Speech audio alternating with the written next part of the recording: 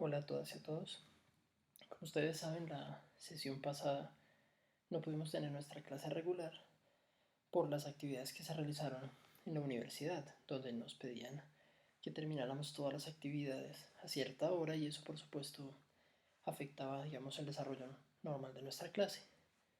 Atendiendo a eso, la facultad nos pidió pues que no realizáramos la clase y me pidieron que buscara una alternativa y pues llegamos a la conclusión de que hacerlo de esta forma, que es una clase asincrónica, pues era la mejor. De manera que yo les grabo a ustedes este video y ustedes lo ven en algún momento, pues antes de la próxima sesión. Lo que vamos a hablar hoy es de representaciones sociales y categorización social. Es un tema muy interesante. Está sustentado sobre todo en la teoría de Lera-Boroditsky, de quien espero que hayan visto el video que teníamos para esa sesión. Si no lo han visto, les pido que lo hagan. En el sílabus de la asignatura aparece la referencia, pero es solo un video. Es una charla de TED que hace Lera Boroditsky en el 2010 y es muy interesante en realidad escuchar lo que ella propone. Como les he ya señalado en varias oportunidades, pues es una de las autoras más importantes en el mundo. Es una psicóloga de muy alto nivel y sus teorías son bastante novedosas. Así que, pues, realmente es algo que creo que les podría gustar ver. El tema, pues, obviamente está vinculado con todo lo que ya hemos hablado. Cuando uno piensa en todos estos procesos de cognición social y de socialización, que en general es compartir con otros, pues lo primero que se hace evidente, digamos, es que nos exponemos a muchos puntos de vista distintos. Cada persona tiene opiniones, intereses, creencias o valores que pueden ser únicos. Ustedes saben, por supuesto, ya que todos esos componentes de lo que normalmente consideramos la identidad no son exclusivos. A pesar de que puedan ser distintos entre personas, es muy común que sean compartidos dentro de los miembros de los grupos a los que las personas pues pertenecen. Pero lo importante en general es que hay muchísimos puntos de vista. Cada vez que conocemos a alguien, cada vez que nos acercamos a una persona, pues estamos viendo sus opiniones sobre un tema. Y para poder entender no solo el tema, sino también a la persona, necesitamos generar representaciones sociales.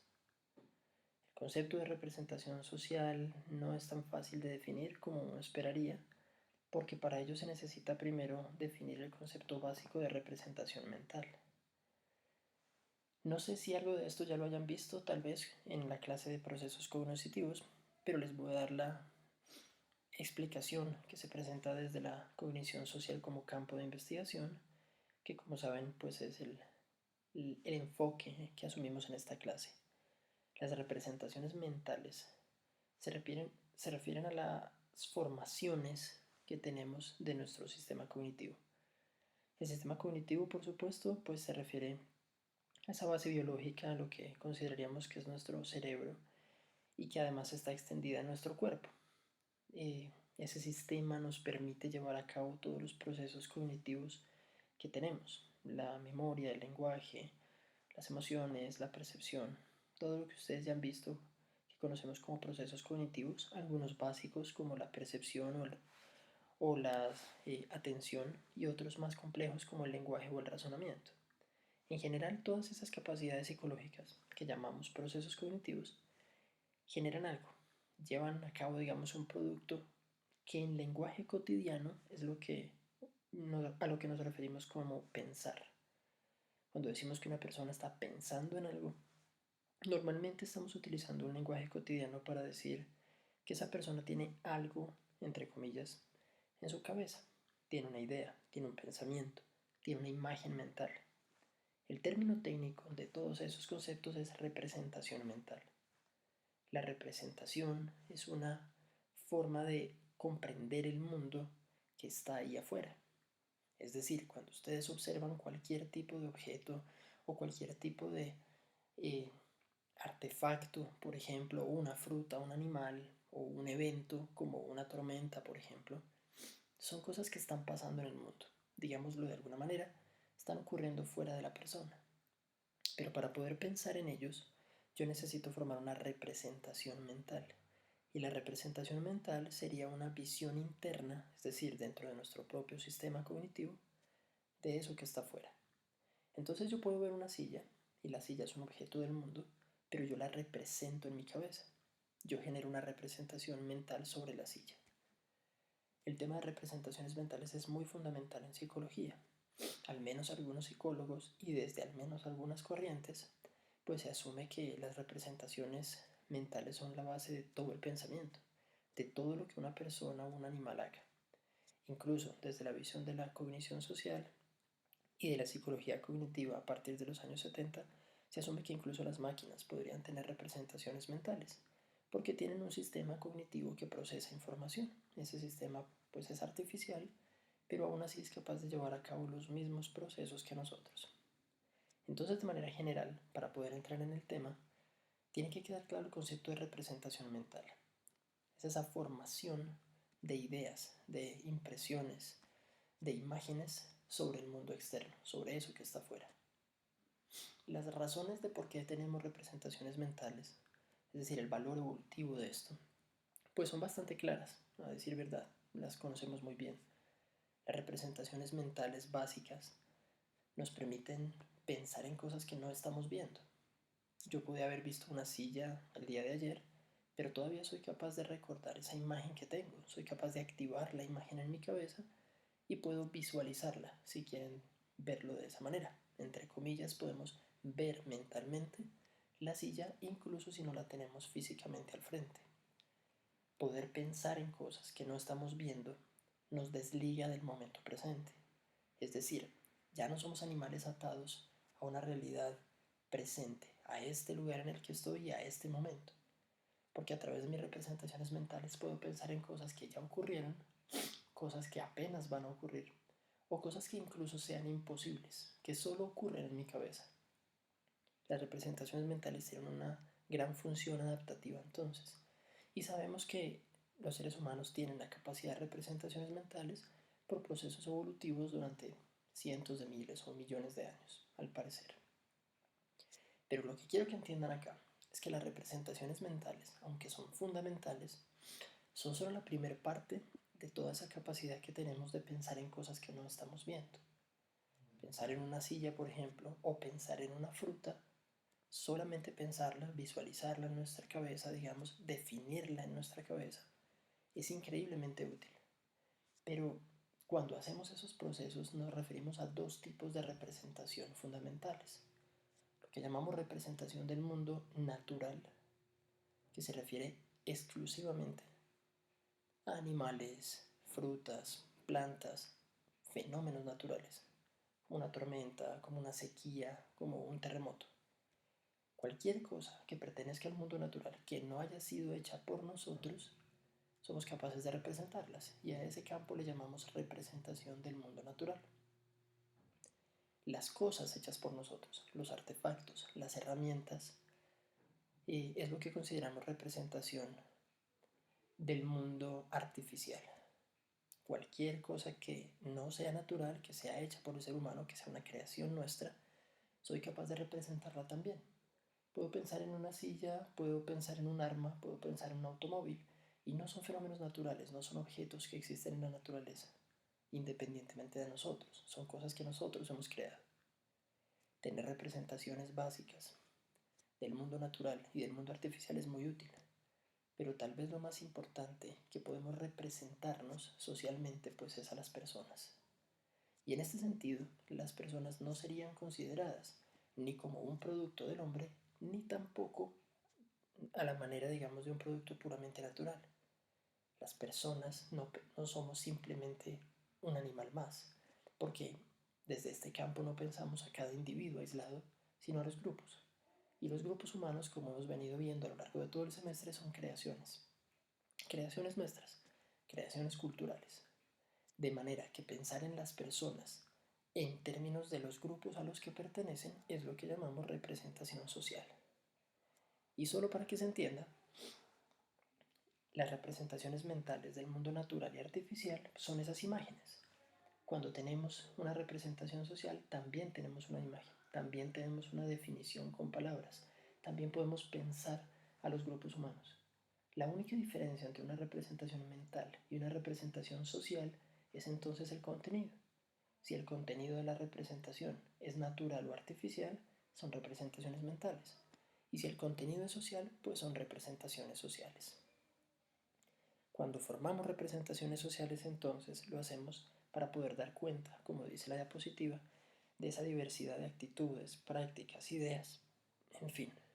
Porque cada vez que conocemos a una persona tenemos que pensar no solo en esa persona individual, sino en el punto de vista del grupo al que esa persona hace parte. De manera que cuando ustedes conocen a alguien perteneciente a un grupo específico, no lo piensan aisladamente, lo piensan como perteneciente al grupo, incluso a veces como representativo del grupo. Esa idea de representativo, que la desarrollaremos más adelante en el semestre, es muy importante porque es la base de los estereotipos.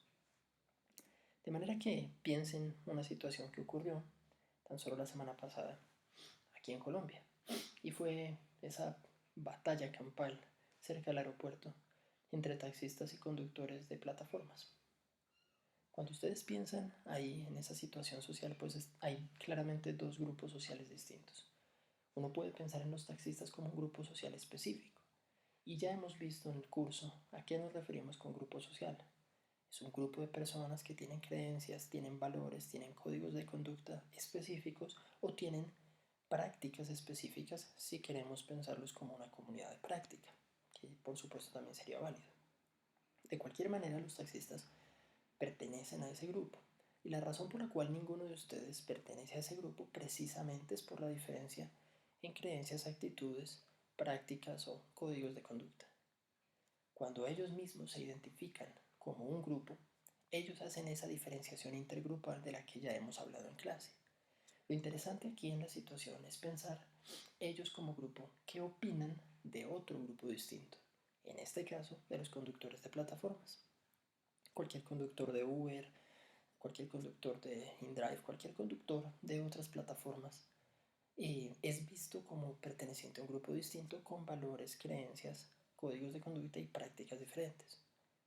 De nuevo, esa diferenciación intergrupal que se produce entonces entre los dos hace que la visión que tengamos sobre el fenómeno cambie. De manera que uno puede pensar cualquier fenómeno social, el tráfico, por ejemplo, o las economías informales, por ejemplo, o el acceso a ciertos recursos o el acceso a ciertos beneficios, pero se piensan distinto dependiendo del grupo al que pertenecemos. Si le pregunto a un conductor de una plataforma sobre las economías informales, probablemente esté de acuerdo porque hace parte de ellas, pero si le pregunto a un taxista, tal vez no le guste.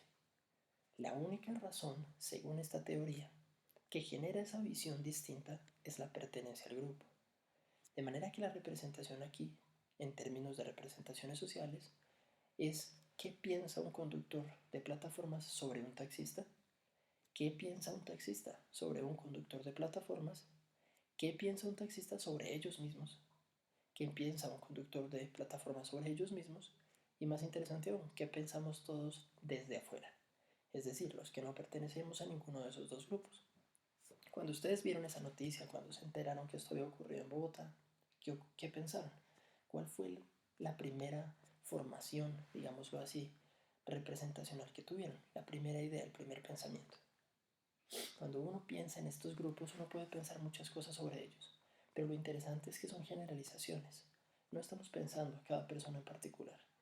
Ustedes tal vez piensen en un taxista que conozcan, o si conocen a alguien que trabaja en plataformas, tal vez piensen en esa persona particularmente. Pero lo más normal en las representaciones sociales es que se generalizan, de manera que terminan pensando en todos los miembros del grupo de pertenencia. Lo que quiero que entiendan con estos ejemplos entonces es que, como dice la diapositiva, la comprensión de un fenómeno específico depende entonces de las representaciones que tengamos sobre el tema y sobre las personas involucradas. En la imagen que ven abajo es una imagen tomada de internet sobre un personaje que hacía parte del gobierno del Estado de Israel. Y como pueden ver en la imagen, esta persona que era ministro de herencia étnica de Israel, pues dijo en unas declaraciones que cualquier persona en el mundo que estuviera a favor de la causa palestina no debería seguir viviendo en la faz de la tierra. Esas declaraciones son declaraciones muy fuertes. Está señalando a cualquiera que tenga una creencia específica o un valor específico como diferente a él, en primer lugar, como enemigo, en segundo lugar, pero además está considerando que esas personas no deberían vivir. Eso es una generalización que por supuesto elimina cualquier tipo de punto de vista específico, cualquier punto, cualquier posibilidad, digamos, de mirar opiniones diversas, una visión generalizada y obviamente violenta sobre un grupo humano enorme, como serían las personas que apoyan a Palestina, las personas que están en contra de lo que está ocurriendo en Medio Oriente, pues es vista como si fuera un grupo homogéneo. De manera que para esta persona, lo que está ocurriendo en Palestina claramente tiene un sesgo, porque él pertenece a uno de los grupos involucrados. Si le preguntáramos a una persona que pertenece o que tiene afinidad por el otro grupo, claramente vamos a encontrar un sesgo distinto. Pero piénsenlo ustedes. De nuevo, ustedes que probablemente son externos a esta situación, es decir, no pertenecen a ninguno de los dos grupos, no son palestinos, no son israelíes, pues piensen cuál es la opinión que ustedes tienen sobre el conflicto que está viviendo Oriente Medio. Eso que ustedes piensan, sea lo que sea, a favor de cualquiera de los grupos, claramente está centrado en las representaciones sociales que ustedes tienen sobre esas personas y sobre el fenómeno en general. Lo interesante de esta teoría es que propone que todos somos capaces de hacerlo. Todos formamos representaciones sociales específicas y eso nos lleva a tener entonces conductas específicas. Si yo pienso de una manera sobre una persona, me voy a comportar con ella en función de cómo la pienso. Así que si yo pienso en alguien como violento, voy a tener miedo y me voy a acercar con cuidado o tal vez ni siquiera me acerque. Si lo pienso como una persona confiable, probablemente mi acercamiento va a ser distinto. Todos hacemos este proceso. Todos somos capaces de generar representaciones sobre los demás y sobre los fenómenos. Y todas esas representaciones, por supuesto, dependen de quiénes somos nosotros. Piensen por un momento en todo lo que hemos visto hasta ahora, digámoslo, en el curso. Cuando hablamos de las representaciones sociales en este momento, pues tenemos que cuestionarnos en nuestra historia de aprendizaje cómo llegamos a tenerlas. Y aquí la verdad es que entran todas las teorías que hemos visto hasta ahora. Cuando vimos Piaget y Vygotsky, por ejemplo, y hablaban de socialización básica, hablaban de la importancia de tener procesos cognitivos fundamentales, de compartir con personas en lo que Vygotsky llamó zona de desarrollo próximo, o de explorar el ambiente físico y social, como decía Piaget, pues eso es cierto.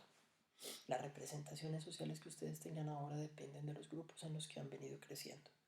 Su grupo de amigos, su familia, las personas en la universidad, los grupos a los que pertenecen en redes sociales. Esto es algo que ya hemos visto en la clase. Les he señalado ya varias veces que todas esas son, por supuesto, fuentes, digamos así, de aprendizaje. La pertenencia a los distintos grupos determina en gran medida quiénes somos. Cuando vimos el tema de identidad establecimos eso. Lo que les estoy diciendo en la clase de hoy vinculado con eso es que la pertenencia a los grupos también determina las representaciones sociales que formamos. De manera que una persona puede ser racista y lo es en función de que tiene una representación social negativa hacia las personas negras, por ejemplo, o hacia las personas de cierta herencia étnica. Ser machista, ser racista, ser homofóbico, ser transfóbico, ser xenófobo. Todos esos fenómenos ocurren en gran medida porque nos hemos estado criando y hemos estado formando nuestra identidad perteneciendo a distintos grupos donde las creencias, valores, códigos de conducta y prácticas favorecen ese pensamiento racista o machista o homofóbico. Pero lo que quiero que entiendan en la clase de hoy entonces es que la pertenencia a esos grupos, además de que modifica nuestras conductas, nuestra forma de relacionarnos, determina nuestros valores, creencias y nuestra identidad, también forma nuestras representaciones sociales. Entonces la forma en la que pensamos sobre alguien, por ejemplo, en función de su color de piel o de su religión, está determinado en gran medida por los grupos a los que pertenecemos. Creo que es muy evidente entonces que el primer punto que necesito que entiendan muy claramente sobre el tema de representaciones sociales, pues es que es aprendido. Nadie nace con representaciones sociales. Nadie es capaz de identificar distintos grupos y tener una imagen particular, un pensamiento, una idea sobre las personas de ese grupo.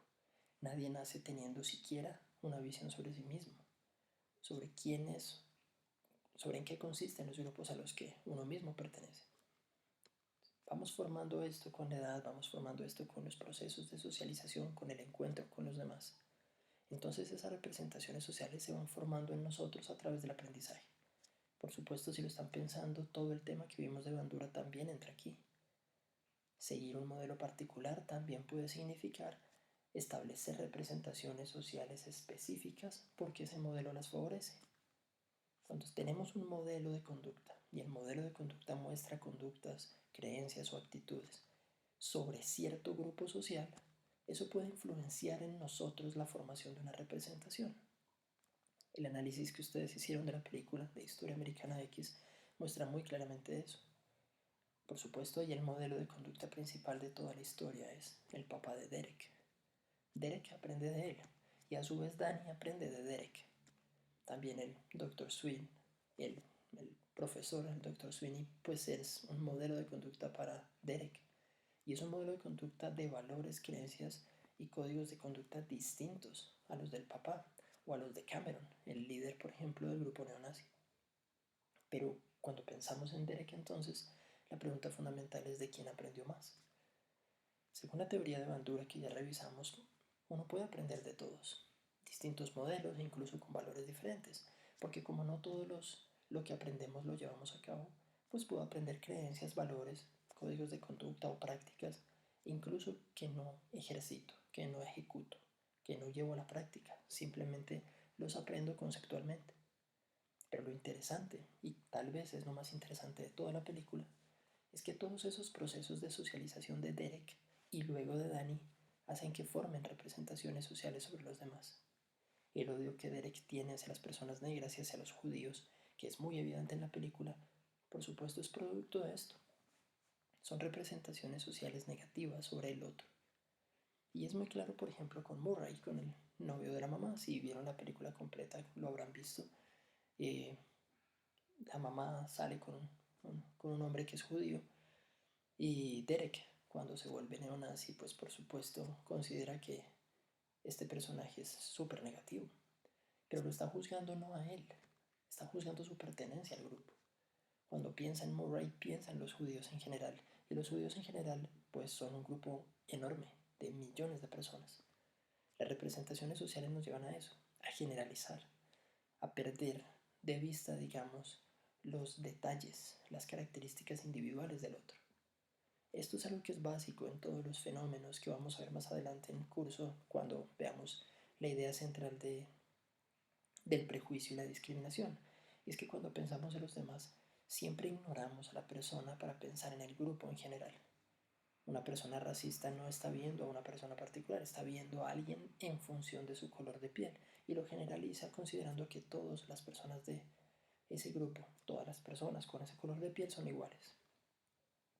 Entonces las representaciones sociales, de nuevo, nacen de ahí, de la socialización, de la pertenencia a los grupos, de toda nuestra historia de aprendizaje. Y como les digo, distintas teorías, Bandura, Vygotsky, Piaget, podrían ayudar a explicar cómo formamos representaciones sociales. Pero hay algo bien interesante que no habíamos revisado aún en clase, y es el uso del lenguaje. Bandura, digamos que mencionó algo sobre la importancia del lenguaje en su teoría, si ustedes lo recuerdan. Les mencioné un poco sobre el uso eh, de mandos y tactos, aunque él no le llamó de esta forma, se refirió a esto como codificación verbal autodirigida, y es cuando yo hablo conmigo mismo, porque puedo ser mi propio modelo de conducta. Entonces, si recuerdan bien, en la teoría de Bandura, pues un modelo puede enseñar a través de sus conductas, a través de expresar opiniones o creencias, pero también a través del lenguaje. Y la teoría del automodelado lo que propone entonces es que todos utilizamos un lenguaje particular para hablar con nosotros mismos y de esa manera vamos dándole, digamos, un sentido a nuestra conducta, la vamos modelando. Somos nosotros modelos de conducta para nosotros mismos. Bandura lo mencionó un poco y Vygotsky y Piaget hicieron un gran énfasis en la importancia del lenguaje, pero ellos lo pensaron en relación con el pensamiento, con cómo el lenguaje es un vehículo para el pensamiento. Y aquí les quiero entonces aclarar algo. Para Piaget y para Vygotsky, el lenguaje, la capacidad de hablar o de escribir, solamente es una herramienta para expresar lo que pensamos, pero el lenguaje no debería influir en el pensamiento. Esa idea tan fundamental de que el lenguaje tal vez le da forma al pensamiento es una idea que nace de hecho de la lingüística, no de la psicología. Y la psicología la retoma tan solo después, cuando empezamos a ver fenómenos en los cuales la capacidad de representación social de las personas está determinada por cómo hablan. Es decir, una persona que es racista o una persona que es machista no solamente tienen conductas y creencias que van a la par de eso, sino que además tienen un lenguaje que es racista o un lenguaje que es machista. ¿Por qué utilizamos un lenguaje particular cuando nos referimos a las personas de cierto grupo? ¿Por qué las palabras cambian cuando nos hablamos de las personas de nuestro propio grupo o cuando hablamos de un grupo externo? La pregunta es una pregunta psicológica muy interesante.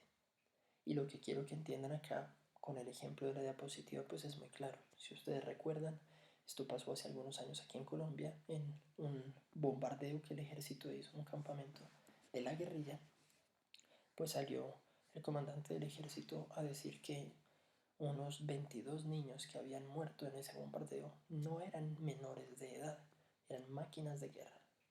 El término que utilizó fue máquinas de guerra para referirse a sus niños. Eran menores de edad y según el derecho internacional humanitario no se pueden bombardear personas menores de edad porque se considera que no son combatientes. Pero para justificarlo, el término que utilizó fue máquinas de guerra. Y la pregunta psicológica es, ¿será que el uso de ese lenguaje muestra cómo está pensando sobre ellos? Es decir, ¿y el lenguaje muestra cómo pensamos sobre los demás? La idea, como les digo, es una idea que nace de la lingüística, fundamentalmente de dos autores, Sapir y Whorf, en lo que hoy en día conocemos como la hipótesis de Sapir-Whorf. La hipótesis de Sapir-Whorf, en general, señala la relación entre el pensamiento, el lenguaje y la cultura. Y la hipótesis tiene dos partes. En primer lugar, un concepto fundamental que llamamos determinismo lingüístico. La idea del determinismo lingüístico es muy interesante. Propone directamente que la relación entre el pensamiento y el lenguaje no está en las dos direcciones. Y la dirección no es como la habían planteado Piaget o Vygotsky. La dirección de ellos, la que planteaban Piaget y Vygotsky, es que el lenguaje solo es una herramienta del pensamiento. Es decir, el pensamiento viene primero y el lenguaje viene después. Pero en la hipótesis de Sapir-Whorf, la idea del determinismo lingüístico propone lo contrario, que el lenguaje es el que cambia al pensamiento. No solamente lo expresa, sino que le da sentido. Esa diferencia es muy grande. Lo que está planteando la hipótesis ahí es que no se trata de que yo hable para expresar lo que pienso, sino que yo pienso dependiendo de cómo hablo. Es decir, las palabras específicas que utilizo para referirme a algo cambian la forma en que lo pienso. El pensamiento se transforma entonces en función del lenguaje y no al revés. La idea del determinismo lingüístico es algo que se ha tratado de probar en psicología más o menos desde hace unos 22 años o 23. La otra parte del componente de la hipótesis es lo que llamamos relativismo lingüístico. La idea del relativismo lingüístico, por supuesto, está vinculada con el determinismo. Retomando el determinismo entonces, si el determinismo propone que el pensamiento está determinado por el lenguaje, pues el relativismo lingüístico señala que distintos lenguajes que dependen de distintas culturas, pues van a producir distinto pensamiento. Es decir, si el pensamiento cambia por el lenguaje, pues distintos lenguajes obviamente van a generar distintas formas de pensar. ¿Y cómo puede haber distintos lenguajes? Pues porque el lenguaje es una herramienta cultural, es un producto de la cultura. Entonces distintas personas en diferentes culturas van a tener pensamientos diferentes. Esta idea es aún más polémica, por decirlo de alguna manera. Es difícil de probar y sobre todo está un poco en contra de algo que hemos creído en psicología durante muchas décadas. Y es que en general la capacidad de pensamiento de las personas es, digámoslo así, siempre la misma. Siempre se asumió en psicología que las personas éramos iguales. Y me refiero desde el nacimiento de la psicología como disciplina. Consideramos que todos estos procesos psicológicos, como las emociones, o como la percepción, o como la atención o el lenguaje, pues eran iguales en todo el mundo. ¿Qué razón tendríamos para considerar que un proceso básico como la percepción pudiera cambiar en función del lenguaje? En primer lugar, pues qué tipo de relación habría entre el lenguaje y la percepción, pero además, ¿por qué debería ser distinto? ¿Acaso yo como colombiano, hablante del español, debería tener una capacidad de percepción diferente a la de alguien de otro país? Pues la respuesta es sí. Y esto se ha venido probando desde hace relativamente poco. Lo interesante de los estudios que señala Boroditsky en el video, que nuevamente les recomiendo revisar, es que hay evidencias recientes sobre que esto efectivamente tiene sentido. Cuando digo recientes, pues me refiero a evidencias posteriores al año 2000, y eso en términos de la historia de la psicología pues es bastante nuevo. Pero no fue Boroditsky la primera persona en hacer un estudio al respecto, fue Winauer, como aparece ahí en la diapositiva. Y el experimento clásico y ahora famoso de Winauer pues tiene que ver con esos cuadros que les presento ahí de color azul. Esto está explicado en el video, si quieren digamos profundizar un poco más en el ejemplo, pero les cuento de manera general en qué consistía la tarea. Winauer quería probar un fenómeno muy básico y es la identificación de colores. En percepción, identificar colores es una tarea pues bastante sencilla. Sabemos cómo funciona la percepción de colores bastante bien. Sabemos que la percepción depende de células específicas en los ojos, de los conos. Y pues en teoría dos personas deberían tener una configuración, digámoslo así, visual similar. Si no hay ninguna razón para considerar que los conos de una persona y los de la otra cambien radicalmente. Por supuesto hay diferencias individuales, ustedes entienden eso, pero en teoría todas las personas vemos colores igual. Winauer quiso probar esto, pero lo quiso probar pensando en la hipótesis de Sapir-Whorf, concretamente en el relativismo lingüístico. Entonces el punto de Winauer era interesante. ¿Será posible que la percepción de colores cambie en función de las palabras para referirnos a los colores? Y la respuesta es sí. Lo probó con hablantes de ruso. Si ustedes lo piensan, ustedes como hablantes del español, ustedes como personas latinas, pues se darán cuenta que estos tres cuadros de color azul que les señalo aquí, pues claramente no son iguales. Es decir, la tarea es muy sencilla. Uno le presenta a la persona este cuadro que está solo y le pide a la persona que diga cuál de estos dos que están abajo es igual. Si alcanzan a ver el video, si lo están viendo en una pantalla suficientemente grande y con buena resolución, pues se darán cuenta que estos dos son iguales, pero este no. Es decir, este también es azul, por supuesto, pero es un azul más claro. En español, esta es la parte interesante de la historia, nosotros a todos esos cuadros nos referimos con el mismo nombre, simplemente le decimos azul, pero nosotros nombramos en función de su tonalidad. De manera que uno puede decir azul oscuro y azul claro, o azul celeste, o azul rey, o azul marino. Tenemos muchas palabras, muchas expresiones para referirnos a distintos tipos de azul, pero el color sigue siendo solo azul. De manera que en esta tarea un latino está pensando en términos de tonalidad. Pero la pregunta de Winauer es cómo se hace en Rusia. Y la razón de haber escogido en ruso, el idioma ruso, perdón, es que en Rusia no hay una sola palabra para referirse al color azul, sino dos. Una de esas palabras es Goluboy, y el color, entre comillas, Goluboy, es como en esta escala del 1 al 10. Todos estos colores son Goluboy, es el nombre con el que los rusos identifican este color. Pero entre el 11 y el 20 es lo que ellos llaman siní. Y lo interesante es que no son tonalidades. No es como que un ruso diga azul Goluboy o azul siní. No se trata de tonos, se trata de colores absolutos. Es decir, decir Goluboy es como si dijeran verde y decir siní es como si dijeran amarillo. Dos colores absolutamente diferentes. De manera que para un ruso estos colores no son simplemente tonalidades del mismo, no son variaciones, son colores distintos. Entonces la pregunta de Winauer es, ¿cómo hace una persona en Rusia esta misma tarea? Pues lo que muestran los resultados es bien interesante, de hecho es bastante sorprendente. Una persona en Rusia no reconoce cuál de estos dos es igual al de arriba. Y la razón es que todos son siní.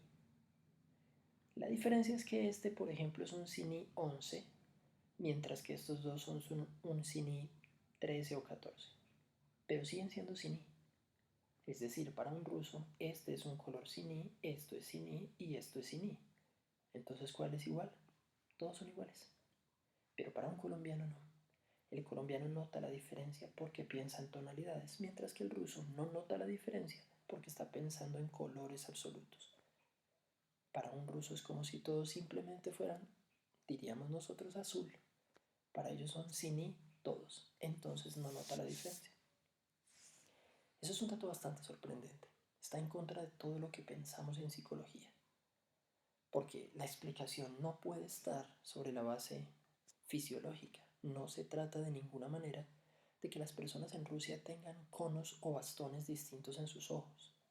La explicación no es fisiológica, la explicación es puramente del lenguaje que utilizan para referirse a los colores.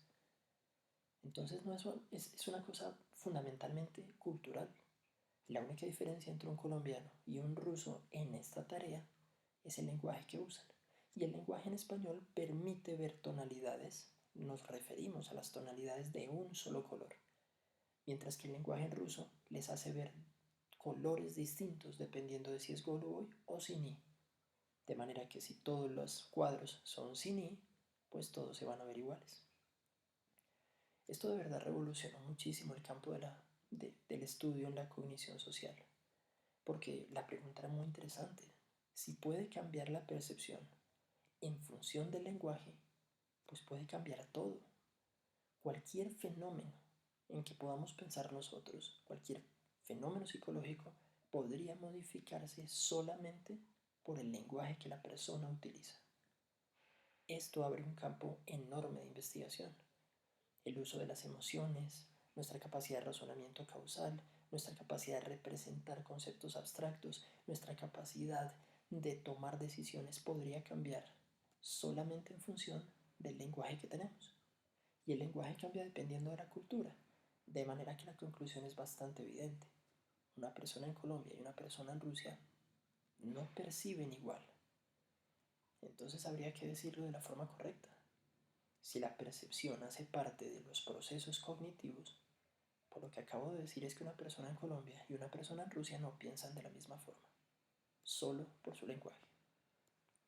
Eso lleva a Lera Boroditsky, la persona del video que les pido nuevamente que vean, a hacer muchísima investigación sobre esto. Una de sus investigaciones más interesantes tiene que ver con la representación del tiempo. La pregunta de Boroditsky es bien interesante aquí. ¿Cómo representamos el tiempo? Acuérdense que representar es esta capacidad de pensar, de imaginar, de recordar, de formar una visión en nuestra cabeza. Puede ser una imagen, por ejemplo, o una descripción de un fenómeno.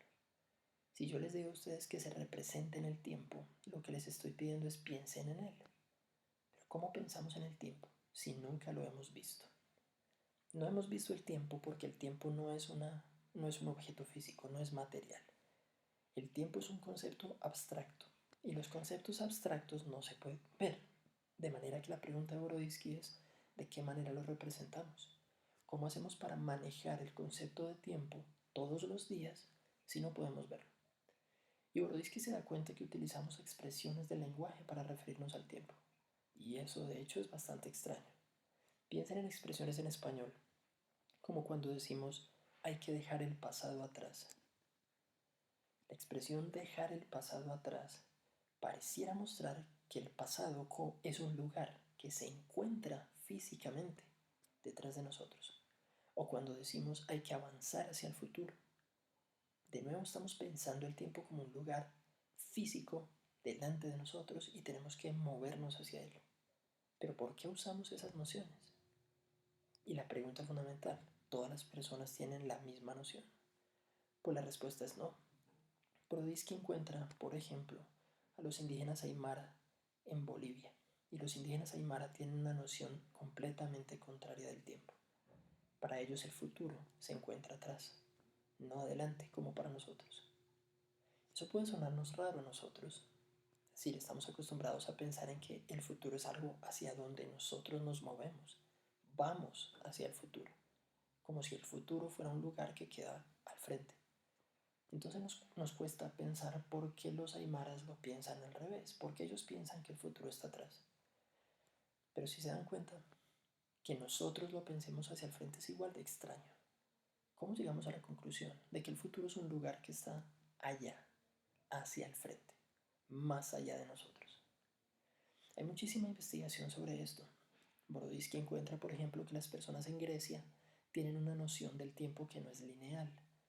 No es como un camino que va avanzando, sino como una espiral, como que el tiempo pudiera de alguna manera devolverse. Nosotros no pensamos en el tiempo como algo que vuelve. Pensamos que el tiempo de hecho es una línea y cuando atravesamos esa línea el tiempo se pierde. Es decir, el día de hoy ya se fue, no va a volver. Yo ya atravesé el día y sigue otro, como una línea recta. Lo interesante es que al parecer no todas las personas entonces piensan el tiempo de la misma forma. Hay muchos ejemplos de esto. Brodisky hace investigaciones, por ejemplo, sobre cómo tenemos una noción del espacio, que también lo explica en el video. Cómo pensamos qué queda al norte, qué queda al sur, o por qué utilizamos expresiones como a la derecha de, encima de, detrás de.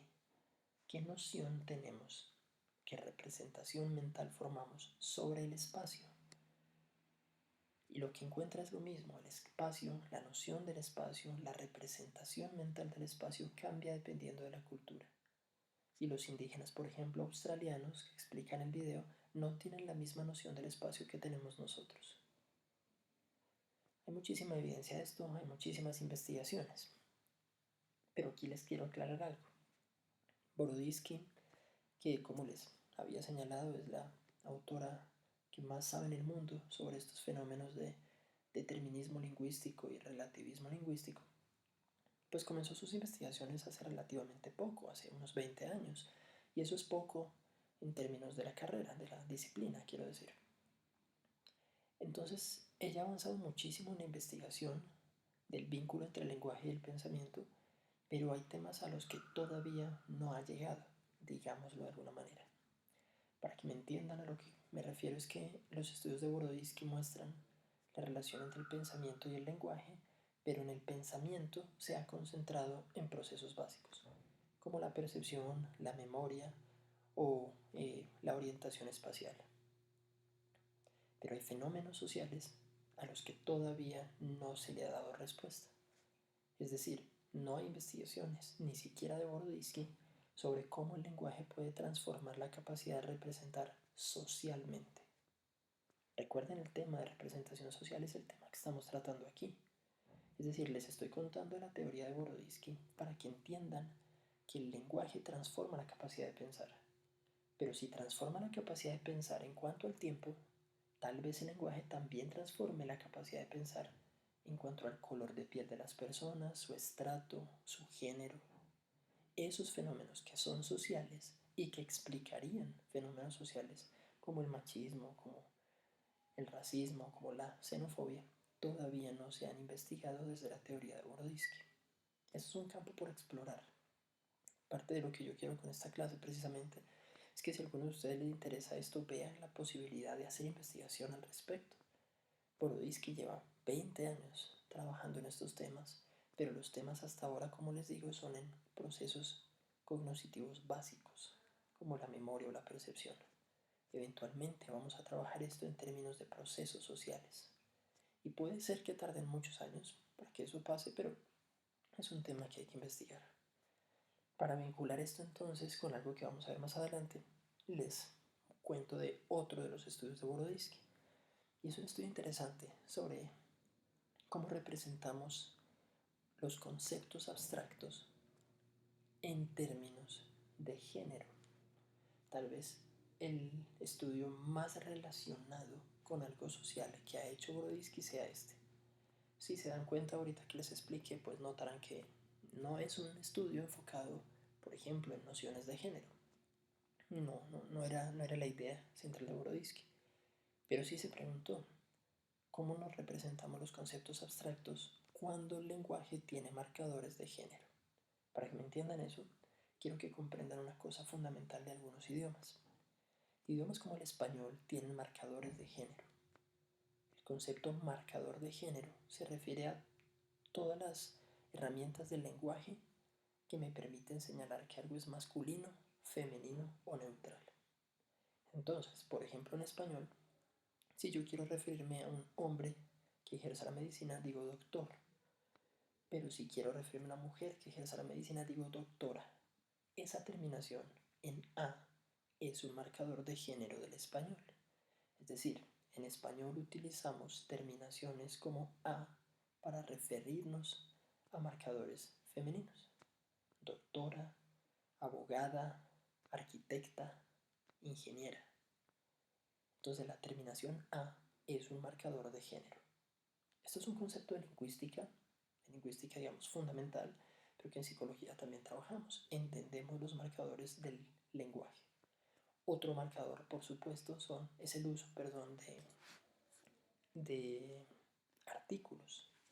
Decimos la doctora o el doctor.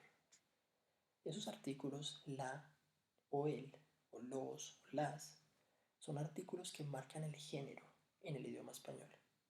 Pero lo interesante es que hay idiomas donde eso no existe. El inglés, por ejemplo, es un idioma que es neutral en cuanto a marcadores de género. No tiene marcadores de género, quiero decir. Si una persona se va a referir a alguien que ejerce la medicina, solo dice doctor. Pero the doctor puede ser hombre o mujer. No se especifica en el idioma, no hay una terminación, no hay un artículo. El artículo de es un artículo obviamente neutral. Entonces la pregunta es interesante. ¿Hay diferencia en la forma de pensar de las personas si hablan un idioma que tiene marcadores de género o hablan un idioma que no? Boroditsky hizo un estudio al respecto y el estudio muestra que sí. Esos cuadros que ven ahí quieren mostrar algo particular, muestran conceptos abstractos. Tal vez conozcan este aquí abajo, es muy famoso, es la libertad guiando al pueblo. La libertad es un concepto abstracto, no se refiere a una persona. Cuando uno piensa en la libertad o uno piensa en la muerte, que es lo que representa este otro cuadro, o uno piensa en el amor, o uno piensa en la esperanza, pues se está refiriendo a conceptos que no son físicos, no son materiales, y por lo tanto nadie los ha visto. Es decir, nosotros nunca hemos visto la libertad como cosa porque no es una cosa, es un concepto abstracto. Entonces la pregunta de Boroditsky fue, cuando un pintor famoso, quiere pintar un concepto abstracto y lo personifica, es decir, presenta el concepto abstracto a través de una persona, esa persona es hombre o mujer. Y la hipótesis de Boroditsky, pues ya la entendieron, es el pintor va a representar a esa persona en función del idioma que hable. Si el idioma que habla tiene marcadores de género, entonces va a representarlo como hombre o como mujer, dependiendo de cómo ese concepto abstracto se mencione en su idioma. Por ejemplo, en español la muerte es femenino, por eso decimos la muerte. Decimos la guerra, decimos la libertad, pero también decimos el odio o el amor. Y si ustedes lo piensan, el amor se representa a través de un ángel, de un cupido. Pero la pregunta es, ¿ese cupido es hombre o mujer? Si me están entendiendo, la pregunta puede sonar muy extraña. Uno diría, pues estoy representando a un ángel, no tiene género. Pero pueden hacer la prueba. Pregúntenle a una persona si el angelito del cupido es hombre o mujer. Y aquí en español, aquí en Colombia, por ejemplo, las personas que hablamos español tendemos a pensar que es un niño por el artículo el. Es decir, Cupido representa el amor. Por lo tanto, el, Cupido, es un niño. Lo que hace Brodisky es mirar cuadros famosos para eso. Y lo que encuentra es exactamente lo que sabía que iba a encontrar. Su hipótesis se comprueba. La libertad es una mujer. ¿Por qué? Porque en el francés también hay marcadores de género. La muerte puede ser femenino en algunos idiomas, como en el español, pero puede ser masculino en otros, como el alemán. Entonces, si el pintor es alemán, va a pintar la muerte como hombre. Pero si el pintor es latino o hablante del español, va a pintar la muerte como mujer. Y lo que encuentra en el estudio es exactamente eso. De manera que quiero que se den cuenta, no se trata de que el pintor haya pensado en esto y haya decidido pintar a un hombre o una mujer de manera consciente, de manera, digamos, voluntaria. No. Lo que propone la teoría del relativismo lingüístico y del determinismo lingüístico es que el pensamiento de ese pintor está marcado por su idioma. Si la persona habla español, piensa en español. Si la persona habla alemán, piensa en alemán. Si habla inglés, pues piensa en inglés. Lo increíble es que todo el pensamiento puede cambiar entonces en función de eso que hacemos, que es hablar en un idioma particular. No sé si hasta acá les parezca interesante lo que les señalo sobre los estudios de Brodisky, pero creo que a muchos de ustedes les puede parecer en serio esto muy, muy raro y muy llamativo. Y tal vez entiendan entonces por qué les he dicho ya en varias clases que Brodisky para mí es una de las psicólogas más interesantes que ha existido. Sus propuestas son únicas, sus estudios son increíbles. Nadie en la historia de la psicología había hecho investigaciones al respecto, porque siempre asumimos que el lenguaje solo era una herramienta para mostrar lo que yo pensaba, para expresar el pensamiento, como dijo Piaget. Resulta que no, resulta que el lenguaje no solo expresa el pensamiento, sino que lo cambia.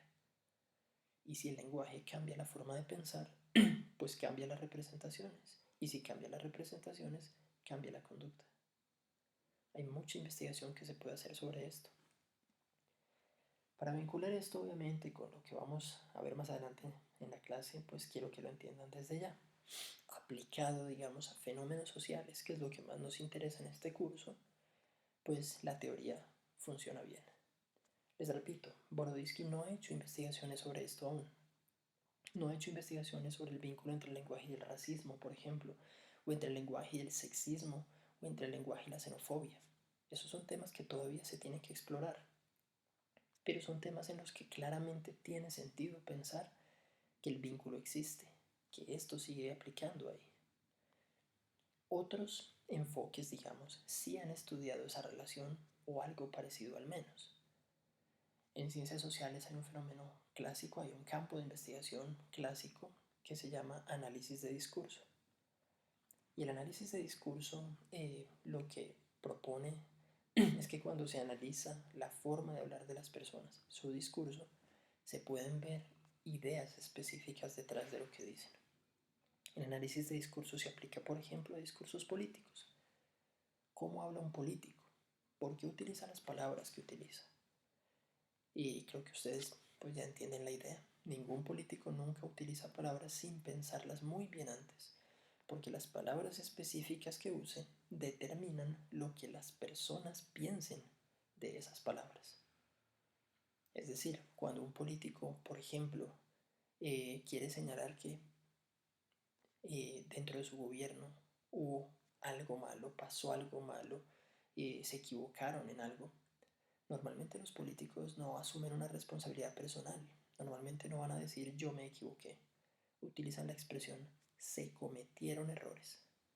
Y la expresión se cometieron no señala quién los cometió. En español yo puedo decir que yo lo cometí, que ella lo cometió, que ellos lo cometieron.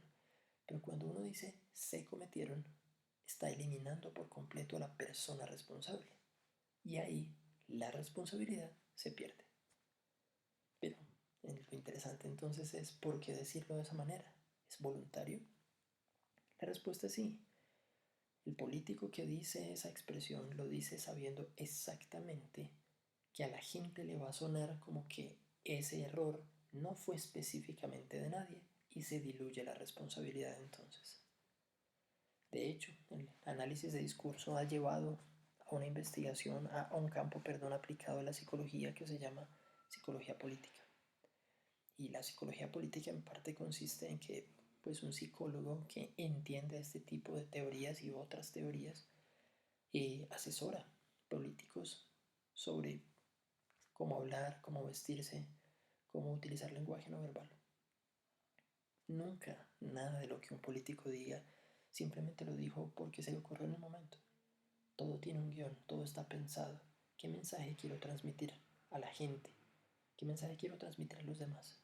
Porque yo quiero que los demás piensen como yo quiero que piensen. Pero para que piensen así, yo tengo que usar las palabras correctas. Piensen en los medios de comunicación.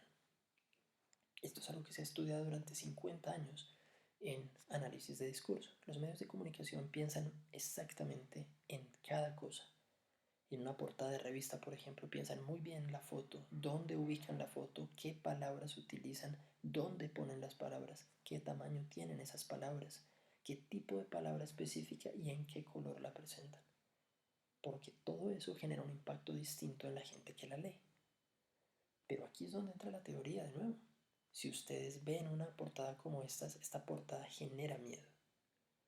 De inmediato, sin conocer el contexto, sin entender. No es necesario ponerse a pensar qué fue lo que pasó en esa situación. Simplemente somos capaces de inmediato, nuestro sistema cognitivo, de activar la representación social de que aquí pasó algo muy, muy malo. Y no pensamos las razones, no pensamos las causas, no pensamos las consecuencias y tampoco pensamos siquiera si esto en realidad es aquí. Gran parte de lo que ocurre con las fake news, con el manejo de información falsa en redes, tiene que ver con lo mismo. El lenguaje que se utiliza en las fake news es un lenguaje pensado para generar pánico, para activar miedo, para generar desinformación. El lenguaje permite eso, porque el lenguaje activa representaciones específicas. Entonces piensen en esto. Cuando uno mira ejemplos como esta foto aquí abajo, solo quiero que ustedes mismos lo piensen. ¿Qué están viendo aquí? ¿Cuál es la primera palabra que se les ocurre? Algunas personas pueden ver esa foto y pensar en un manifestante. Y la palabra manifestante tiene una carga específica, es decir, hay una idea, hay una representación social de qué es un manifestante. Pero otros no ven un manifestante, otros ven un vándalo, otros ven un terrorista, otros ven a un saqueador, otros ven a... En fin, ya entendieron la idea. La palabra específica en la que ustedes piensan sobre esa persona muestra qué piensan sobre ese grupo. Esa es su representación social. ¿Qué pienso sobre los manifestantes? ¿O qué pienso sobre la policía? ¿O qué pienso sobre los taxistas? ¿O qué pienso sobre los conductores de plataformas? Todos tenemos estos pensamientos, entre comillas, esas representaciones sociales sobre todas las personas de distintos grupos. Y lo que vamos a revisar en las siguientes clases es de qué manera se hace esto. ¿Cómo somos capaces de formar una representación y no otra? ¿Por qué puede cambiar? ¿Qué tan fácilmente le damos un sentido distinto a las representaciones? ¿Y cómo las usamos? Pero todos somos capaces de generar representaciones sociales para pensar en los demás. Para que me entiendan un poco más este tema con un ejemplo concreto, piensen en esto que apareció hace algunos años, una historia que apareció hace algunos años en Estados Unidos, sobre la persona que está ahí en esa foto, que es un estudiante, creo que nicaragüense, o guatemalteco, no recuerdo muy bien, pero que vive en Estados Unidos. Y la persona vive en Estados Unidos porque se fue pues por la frontera, digamos. Una persona entra a Estados Unidos por la frontera como un inmigrante indocumentado. Pero lo interesante es que cuando está viviendo en Estados Unidos, pues el tipo es muy pilo, digamos que es un buen estudiante y se presenta a una universidad pidiendo una beca. Por supuesto las universidades no tienen, digamos, muchos problemas ahí porque pues asignar una beca a una persona que entró al país sin permiso de las autoridades por supuesto tiene consecuencias. La universidad decide aún así hacerle una prueba se dan cuenta que el tipo es brillante y le ofrecen una beca, le ofrecen $22,000. Entonces la noticia que sale es la noticia sobre que una universidad le da una beca a este tipo. Pero la noticia sale de manera distinta en Fox News Latino y en Fox News. Que ustedes tal vez lo saben, Fox News es la cadena más grande de noticias de Estados Unidos y tiene diferentes, digamos, noticieros. Fox News es la versión latina de la misma cadena. Es la misma cadena, solo que Fox News Latino está dirigido a latinos que viven en Estados Unidos, mientras que el resto, Fox News normal, pues está dirigido a la población mayoritaria en Estados Unidos. Entonces presentan la misma noticia con la misma foto, pero cambia el lenguaje. Fox News Latino dice, en un raro movimiento, una universidad da $22,000 de beca a un estudiante no documentado. Mientras que Fox News dijo dinero para ilegales. Y si me han entendido la presentación de hoy, pues entenderán que la carga semántica de decir indocumentado y decir ilegal no es igual. Cuando yo digo que alguien es indocumentado, pienso en esa persona como una persona a la que simplemente le falta un papel. Pero cuando digo ilegal, esa persona de un momento a otro, en mi cabeza, en mi representación social, se vuelve un criminal. Porque me están señalando que es ilegal lo que él hace. Misma foto, misma historia, pero el lenguaje cambia. Y la pregunta fundamental es ¿por qué presentarlo así? ¿Por qué cambiar el lenguaje? La razón para cambiar el lenguaje, pues creo que la entienden, es simplemente que cuando yo cambio el lenguaje, estoy haciendo que las personas piensen distinto. Utilizar palabras específicas lleva a los demás, a los que ven la noticia o a los que leen la revista, a activar sus propias representaciones sociales. Por supuesto, Fox News Latino, que está dirigido a latinos, pues no quiere generar una representación de que los propios latinos son ilegales, de que los propios latinos son criminales.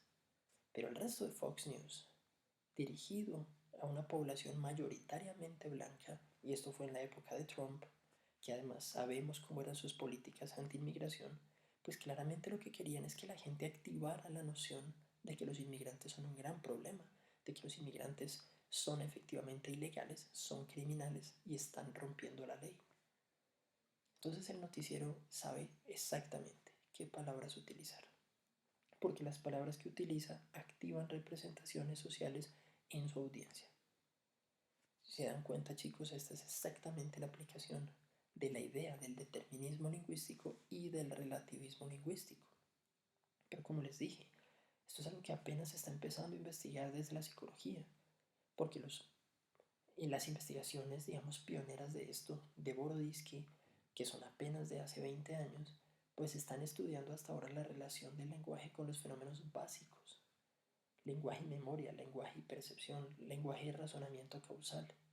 Pero si se dan cuenta con lo que les estoy planteando aquí, la relación entre el lenguaje y procesos sociales complejos, como el racismo o el sexismo o la xenofobia, también es real. Esto es un campo que se tiene que explorar. La idea de Boroditsky, la teoría central de Boroditsky y la teoría central de la hipótesis de Sapir-Whorf, esos dos componentes del determinismo y el relativismo lingüístico nos permiten entender por ahora cómo podría esto funcionar. Y en la próxima sesión, en la próxima clase, les voy a mostrar la teoría de Susan Fiske sobre de qué manera el lenguaje puede activar específicamente algunos fenómenos sociales bastante delicados, fenómenos sociales que tienen consecuencias muy serias en el mundo real. De manera que la próxima sesión, entonces, habiendo quedado un poco más claro este tema o empezando a explorar este tema, pues lo que vamos a hablar es de categorización social. Aquí estamos hablando de representaciones. ¿Cómo pienso socialmente en los demás?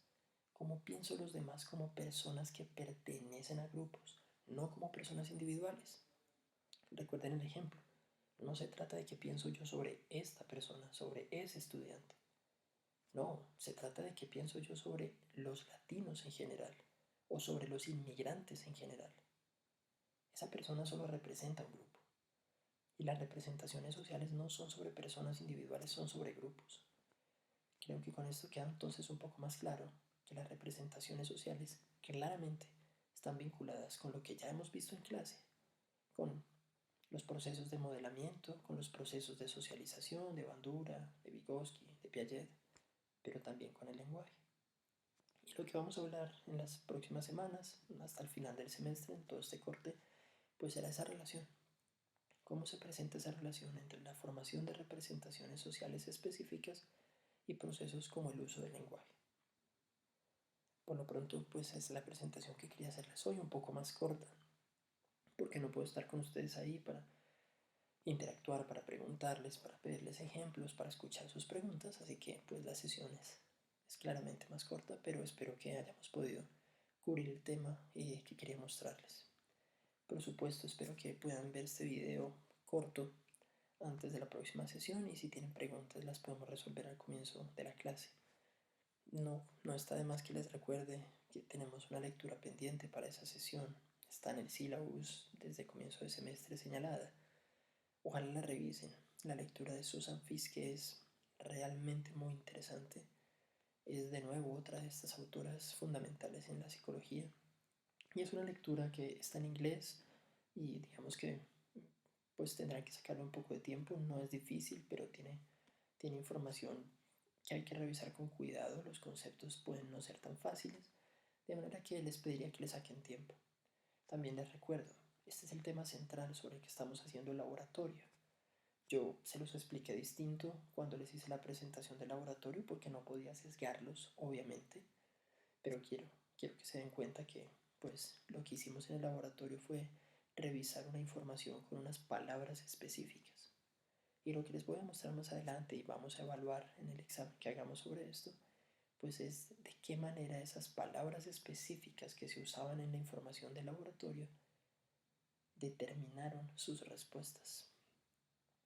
Todo esto entonces pues lo vamos a evaluar luego y lo vamos a aplicar luego en esas actividades, en la actividad de laboratorio, la evaluación de laboratorio y en el examen, de manera que de nuevo les pido que revisen con mucho cuidado la lectura de Susan Fiske y si no vieron el video de Boroditsky pues háganlo, es un video bastante interesante de ver. Por lo pronto eso es lo que quería contarles. Espero entonces que puedan revisar esto y hablamos la próxima sesión de cualquiera de estos conceptos en los cuales pueda haber dudas. Les agradezco que se hayan conectado, digámoslo así, a esta sesión asincrónica, que puedan ver la clase en algún momento y espero que les haya parecido interesante. Nos vemos en clase luego. Cuídense mucho.